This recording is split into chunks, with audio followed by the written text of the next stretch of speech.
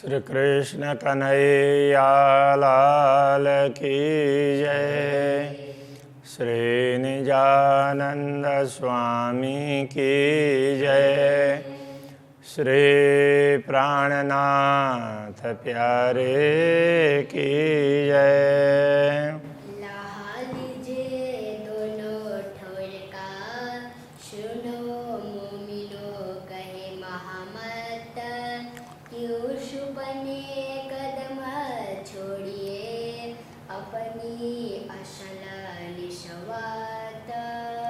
अपनी असल निशवत। 10वां प्रकरण, इसमें श्री राज्य के इजार की बात कही है। असल इजार एक पाच की, एक ही रस सबए। कहते हैं कि असल में जिस इजार की अभी बात करने जा रहे हैं, असल में ये 5 नाम के रत्न का है।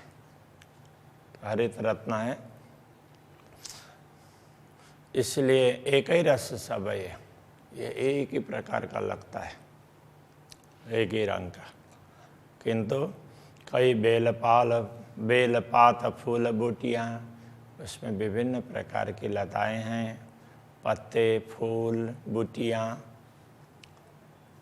रंग कहते कहो इनके, ये सब ऐसे भिन्न भिन्न रंग के चित्रित हैं। अब इनके कितने रंग की बात करें, इसलिए मूल में एक रंग होते हुए भी वो अलग अलग रंग दिखाई देते हैं। कहने का ये तात्पर्य है। बेल मोहरी इजार की मोहरी है। मोहरी का तात्पर्य पायजामा के नीचे चरण के पास की बात कर रहे हैं ना, तो उसमें ये है मोहरी का। तो उसमें पूरा वो लता ऐसी वो फेरी हुई हो ना, उस तरह से वो है, बेल की तरह से लगती है। जानो ये भूषण सुंदर, ऐसा लगता है कि ये आभूषण है और बड़ा सुंदर आभूषण है, आभूषण जैसा लगता है, उसका इजार का अंश जैसा ही नहीं लगता है। इतने सुंदर चित्रकारी है। अतंत शोभा सबसे ये खूबतर, ये देखने से लगता है कि सबसे अधिक शोभा इसकी है और यही सबसे श्रेष्ठ है। इजार बंद नंग कई रंग, कई बूटी कई नक सब इजार बंद। तो उस इजार को पायजामे को बांधने के लिए वो नाड़ा डोरी होती है, तो उसको इजार बंद कहते हैं। तो उसके लिए कहते हैं कई रंग के अलग अलग रत्नों के तार उसमें जुड़े हुए हैं।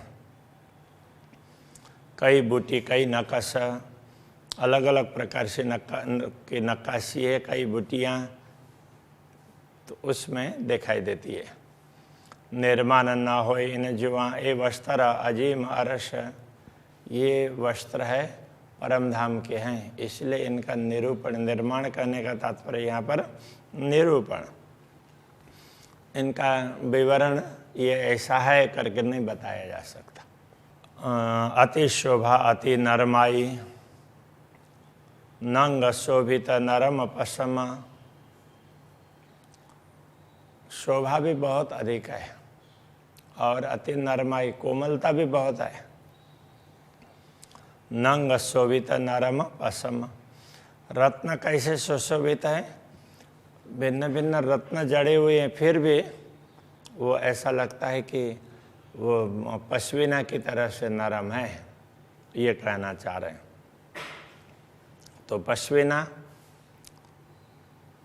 तो वो अब पश्मीना भी कह सकते हैं, और उसको जैसे रेशम भी नरम होता है, तो इसी तरह से ये पश्मीना है, वो उनका ही होता है, किंतु उनमें से जो छोटे छोटे बाल बहुत पतले पतले होते हैं, उनको जब पींचते हैं तो उस समय वो उड़ते हैं।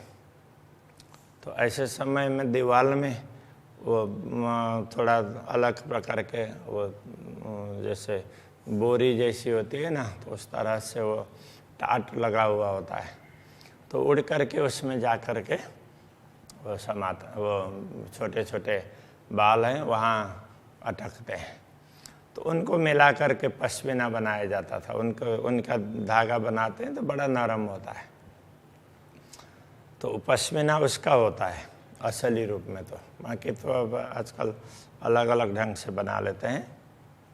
अरस चीज़ ना आवे शब्द में, ए नेक कहता हुक्म। परमधाम की बातें, परमधाम की वस्तु शब्दों के द्वारा बताई नहीं जा सकती, फिर भी अक्षराते धामधनी का आदेश है कि ब्रह्मात्माओं के लिए कुछ बताया जाए, तो मैं थोड़ी सी बात आपको समझा रहा हूँ। बेल पात फूल कई विध के, इस इजार में कई प्रकार के लताएं, पत्ते, फूल, कई विध कांगरी, तो इसी में कई प्रकार के लताएं हैं, पात हैं, फूल हैं, कई विध कांगरी, तो विभिन्न प्रकार के कांगरी, कंगूरे भी बने हुए हैं उसमें अलग अलग डिजाइन के। खास करके कंगूरा तो नेफा में बनता है। ज्योत नरमाई सुमार, उसमें ज्योति, उसमें निकलने वाली चमक और उसकी नरमाई, कोमलता, उसका कोई पारावार नहीं है। जुआ क्या कहे सिफत, ये जुआ उसकी क्या महिमा गाए। नेफा रंग कुसुम्ब का, कुसुम्ब नाम का पुष्प होता है, केसरी रंग का होता है, तो वो नेफा का रंग वो केसरी रंग है। अति खूबी अतलस, अब उसकी खूबी कैसी है? अतलस की तरह से है। अतलस रेशम को कहते हैं, रेशम की भांति नरम है, कहने का तात्पर्य। बेल भरी मोती कांगरी, जानो ए भूषण से सरस। इसमें बेलियां कैसे बनाई है? मोती की बेलियां हैं, मोती के लड़ों से उसके बेलियां बनाई हुई है। ऐसे उसमें कांगरी है, उसके नेफे के किनार में। जानो ए भूषण से सरस, ऐसा लगता हो किसी आभूषण से भी ज़्यादा सुंदर हो, इतना सुंदर लगता है। ताना बाना रंग रेशम, अब इस उसके इजार के ताने बाने हैं सब वो रेशम की तरह से नरम और भिन्न भिन्न रत्नों की तरह से अलग अलग रंग के। जबेर का सब सोए, ये सारे रत्न का ही है। वैसे ये पूरा इजार नेफा वगैरह सब रत्न के, किंतु तो वो रेशम की तरह से बहुत मुलायम नरम है। बेल फूल बूटी तो कहूँ, जो मिला है समारे होए। अब इसमें लता कैसी है, फूल कैसे हैं, बूटी कैसी है, ये सब तभी कहे जा सकते हैं जिसको किसी ने मिला करके उसको बनाया हो, गूँथा हो। वो तो स्वाभाविक रूप से उसी प्रकार का बना है। अक्षराते दामधनी ने जैसे चाहा वैसा तैयार हुआ, उसके विषय में कुछ कहा ही नहीं जा सकता। अब आगे वाला प्रकरण भी लेते हैं, 11वां प्रकरण है अक्षराते दामधनी के शरीर का वर्णन के वस्त्र के आवरण के बिना ही। तो उसको किस प्रकार से समझें, तो वो समझाना चाह रहे हैं, तो आगे समझाएंगे कि उसमें ये समझाया गया है। देखो वो वस्त्र क्या है, जैसे मनुष्य वस्त्र पहनते हैं, तो मनुष्य के वस्त्र हैं वो प्राकृतिक नहीं है, वो सब बनाए हुए हैं। कुछ पशु पक्षियों में वस्त्र जैसे होते हैं वो प्राकृतिक होते हैं कि नहीं होते हैं? किसी का यहाँ ऊपर वो मुकुट जैसा होता है तो वो प्राकृतिक होता है, मोर का है, मुर्गा का भी होता है। अब गाय के गले में वो कंबल जैसा लटका होता है तो वो भी प्राकृतिक जैसा। ऐसे कंगारू के पेट में थैला होता है तो वो प्राकृतिक ही है, लेकिन वस्त्र जैसा लगता है ना। तो यहाँ पर ये समझाना चाह रहे हैं कि देखो अक्षराते दामधनी के वस्त्र कैसे, इस प्रकार पहने हुए वस्त्र नहीं है, उनके शरीर का प्रकाश, उसका आभा वो वस्त्रों की तरह से लगता है। इस प्रकार ये कहना चाह रहे हैं। इसलिए उसको अलग से पहने हुए वस्त्र के रूप में ना समझो, सचमुच वो शरीर का ही अंग है, उस हिसाब से समझ लो। तो उस प्रकार से ये तो खुला अंग ऐसा करके बता रहे हैं। तो वो खुला अंग ऐसे उस तरह से नहीं आए कि जैसा हम कोई व्यक्ति निर्वस्त्र हो, तो उस प्रकार से नहीं है। तो ये अंग ही वो उनके अंग की शोभा वही वस्त्रों की तरह से दिखाई देती है। अब यहाँ कह रहे हैं, रूह मेरी क्यों न आवे तो हे लज्जत है मेरी आत्मा, तुझे ये स्वाद क्यों नहीं लग रहा है। तो को हके कही अरस की, तुझे तो पूर्ण ब्रह्म परमात्मा ने कहा तुम परमधाम की आत्मा हो, तुझे वो स्वाद आना चाहिए। अरस किया तेरे दिल को पूर्ण ब्रह्म परमात्मा ने धाम बनाया है।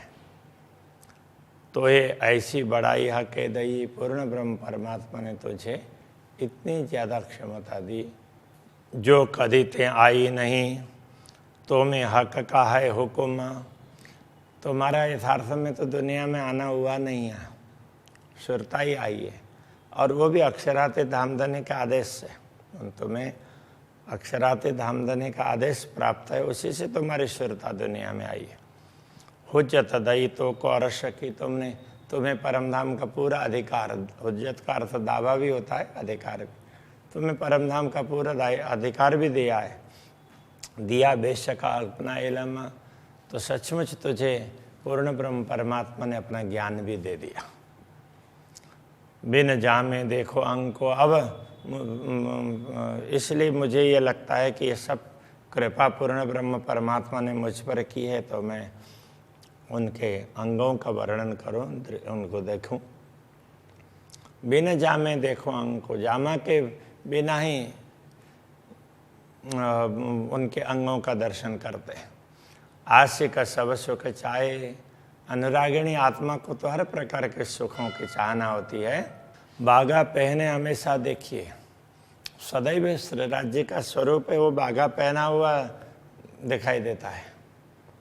बागा पहने हुए स्वरूप का तो हमेशा दर्शन करते ही हैं। कछु ये छवि और देखा है, अब बागे बिने की छवि है, वो तो कुछ अलग ही प्रकार की दिखाई देगी ना, तो जरा उसका दर्शन करते हैं। अब यहाँ कहने का तात्पर्य निर्वस्त्र दर्शन करना चाहते हैं ऐसा नहीं है। वस्त्र आभूषण है उनके, वो शरीर के अंगों का प्रकाश ही उस प्रकार से दिखाई देता है। तो मूल रूप से प्रकाश किसमें से आ रहा है, तो उन ओरिजिनली उन अंगों का दर्शन करें, ये कहना चाह रहे हैं। आशिक है न माशुक की, नए सुख चाहे अनेक। पूर्ण ब्रह्म परमात्मा की अनुरागिणी आत्माएं होती है, तो अलग अलग प्रकार की चाहना रखती है, अलग अलग प्रकार के सुखों की। निरखे नए नए श्रृंगार, नए नए श्रृंगार को देखती है। जाने एक से दूजा विशेष, एक से दूसरा ज़्यादा श्रेष्ठ हो ऐसा देखती भी है, अनुभव भी करती है। जुदे जुदे सुख लेह के, रूह आशिक क्यों न अगाए। अनुरागिणी आत्मा पूर्ण ब्रह्म परमात्मा के अलग अलग प्रकार के सुखों को प्राप्त करती है, उनके दर्शन के हिसाब से, उनकी वाणी के हिसाब से यह दर्शन की बात चल रही है। और फिर भी वो तृप्त नहीं होती है। ताथे जुदा जुदा वर्णन, इसीलिए अलग अलग प्रकार से उनका वर्णन किया है। सुख आशिक ले दिल चाहे, तो आशिक ने अपने दिल में लेकर के अपने दिल की चाहना के अनुसार उनका वर्णन किया है।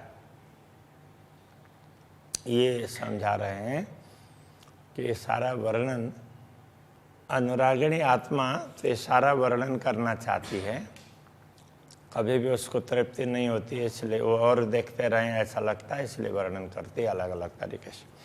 खाना पीना छिन छिन लिया, प्यार अरस रूहन। खाना पीना वो सब क्षण क्षण का प्यार है ब्रह्मात्माओं का, खान पान सब।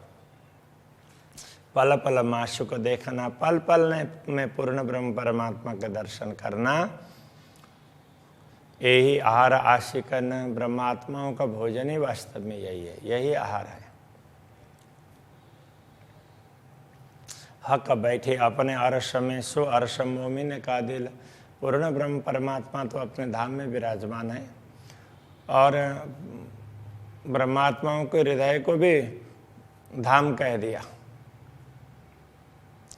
तो अनेक खूबी खुशहालियाँ हम क्यों न लेवें शामिल। तो फिर परमधाम की बात करके अनेक प्रकार की विशेषताएं हम क्यों न लें।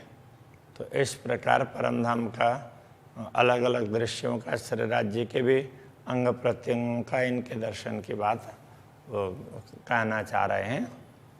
ये जो हक वस्त्र की खूबियाँ, ये पूर्ण ब्रह्म परमात्मा के वस्त्र की विशेषताएं हैं।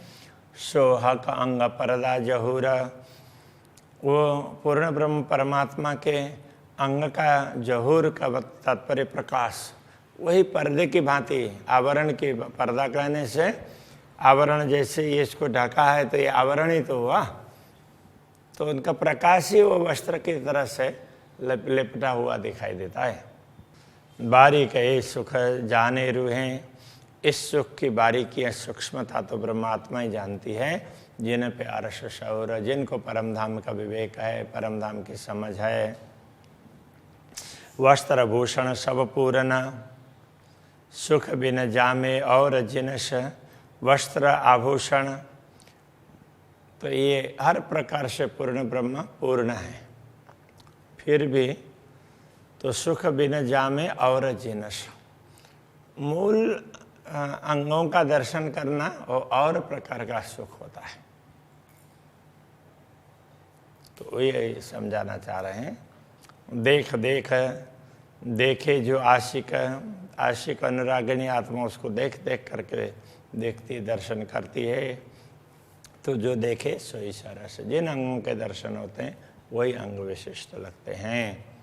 कट कोमल अति पतली, कटी प्रदेश है, बड़ा कोमल है और पतला है। सुंदर छाती, गौर छाती, वक्षस्थल है गौर वर्ण का और बड़ा सुंदर है। देख सुख पाइए जो होवे अर्श शौर, परमधाम की समझ लेकर के देखने का प्रयत्न करो तो ये दिखेगा और सुख प्राप्त करो दर्शन करके। कट कोमल कही, जो पतली कटी प्रदेश है वो बहुत कोमल और पतली, ऐसा कहा। ये सुख सलू की और, इसका सुख तो और ही सुख है। ये जुआ शोभा तो कहे, जो कहूँ देखी होए और ठौरा। ये जिह्वा उसकी शोभा को तो तभी बता सकती है यदि ऐसे ही अंग कहीं उसने दूसरे स्थान पर देखे। अक्षरातीत के जैसे तो उनके ही हैं, इसलिए उपमा तो दे ही नहीं सकते। और पेट पांसली, हक की पेट और पांसली, तो ये यहाँ पर वो होती है ना हड्डियाँ, तो उसके लिए कह रहे हैं। ये कौन भांत कहूँ रंग, इनका रंग क्या बताऊं। रुआ देखे सहूर अर्श के, परमधाम की समझ लेकर के ब्रह्मात्मा देखना चाहे तो देख सकती है। और कौन कहवे हक अंग, बाकी अक्षराते धामधनी के किन अंगों का वर्णन करे और दूसरा कौन बता सकता है।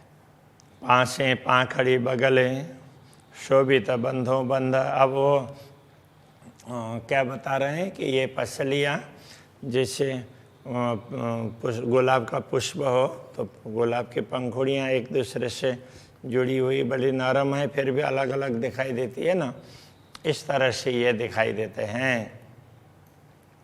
शोभित बंधों बंध, तो वो जैसे उनकी जोड़ वगैरह वो सारे एक दूसरे से अलग अलग दिख भी रहे हैं। अंग रंग खूबी खुशहालियाँ, अंग के रंग और उसकी खुशहालियाँ, उसकी प्रसन्न, उसको देखने से जो प्रसन्नता प्राप्त होती है। पारन सुख सनंद, तो उनके सुखों का कोई पारावार नहीं है। ज्यों वर्ण स्वप्न स्वरूप की, ये भी होता है विध, इन जैसे स्वप्न के स्वरूप का वर्णन करते हैं, दिखता है, तो उस प्रकार से परमधाम के स्वरूप का भी वर्णन तो हो सकता है। ये चारों चीज़ें वो तो हो ही नहीं। दुनिया में जो दिखने वाली वस्तुएं हैं ना, फील करने वाली, ये 4 वस्तुएं हैं, तो वो वहाँ परमधाम में ऐसी इस रूप में नहीं है। जैसे पृथ्वी है, कठिन लगता है, जल है, तरल लगता है, और अग्नि है, उसकी ज्वाला भी दिखाई देती है तो ताप का भी अनुभव होता है। इसी प्रकार वायु का भी अनुभव होता है। तो ये 4 वस्तु है। अब 5 तत्व है, आकाश भी है, किंतु आकाश को ऐसे साधारण रूप से फील नहीं कर पाते हैं, आकाश के होते हुए भी। तो ऐसी वस्तु परमधाम में नहीं है। ना अर्श में ख्वाब चेतन, परमधाम में तो सब चेतन है, ख्वाब स्वप्न की वस्तुएं नहीं है। ए वर्ण अर्श अंग होता है, ले मसाला इत का।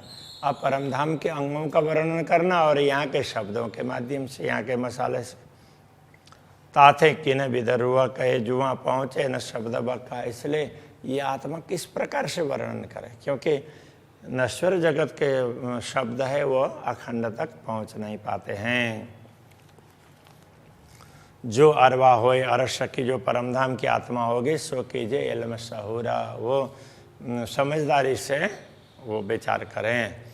जो इल्म सहूर हक के दिया, जो ज्ञान और विवेक तुम्हें दिया है पूर्ण ब्रह्म परमात्मा ने, लीजो इनसे रूहें जहूरा, उनका प्रकाश लेकर के उससे समझने का प्रयत्न करो। हक को जेता रूह देखई सुध तेती ना बुध मना। तो पूर्ण ब्रह्म परमात्मा के स्वरूप को आत्मा जिस प्रकार से देखती है ना, वो समझ बुद्धि और मन को प्राप्त नहीं होगा। तो स्वप्न जुबा क्या कैसी, फिर वो स्वप्न की जुबा वो उस बात को बताना चाहे तो कितना बता पाएगी। जो देखा अनुभव किया तो बहुत है कर रहे हैं, किंतु तो उसमें ये स्वप्न की जिह्वा के द्वारा उसका वर्णन नहीं हो सकता। अंग हक बका वर्णन, तो अखंड पूर्ण ब्रह्म परमात्मा के दिव्य अंगों का वर्णन नहीं हो सकता। मन और बुद्धि भी तो अनुभव नहीं कर पाती है, तो शब्दों के द्वारा कैसे बताएं, ये कहना चाह रहे हैं। चलो आज यहीं रखते हैं। श्री कृष्ण कन्हैया लाल की।